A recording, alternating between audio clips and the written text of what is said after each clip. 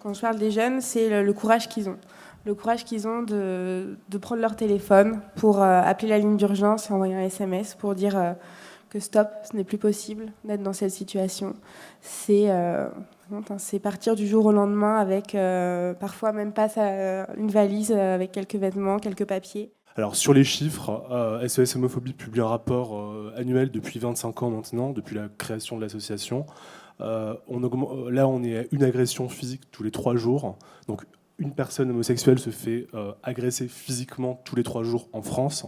C'est un chiffre qui est alarmant, qui est considérable. C'est pas une fatalité, on peut déconstruire les stéréotypes, déconstruire les idées reçues qui sont à la source de l'homophobie, comme du sexisme d'ailleurs.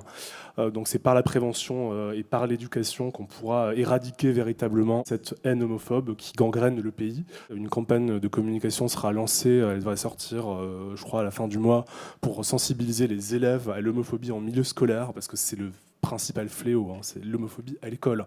Quand vous allez en cours, la peur au ventre, et que vous avez peur de vous faire insulter de PD ou de Gwyn, à l'école, vous n'étudiez pas bien, vous ne pouvez pas étudier. Et le taux de suicide chez les jeunes homosexuels est 4 fois plus élevé que chez le reste de la population. Le plan devrait être annoncé avant le 17 mai 2019, donc qui est la journée internationale de lutte contre l'homophobie.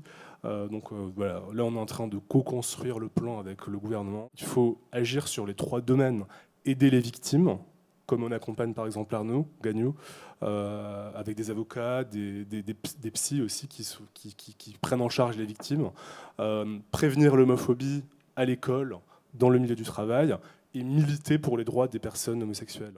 On a été très bien accueillis parce que les gens se sont mobilisés sur les réseaux sociaux et parce que les médias ont repris la photo que vous avez diffusée tout à l'heure. Et on nous a fait clairement comprendre que la police nationale se bougeait parce que l'affaire était médiatisée. Donc il faut une responsabilité pénale des grands réseaux sociaux, comme ça se fait en Allemagne. En Allemagne, si un post Twitter n'est pas supprimé dans la journée, Twitter est condamné à payer une amende journalière.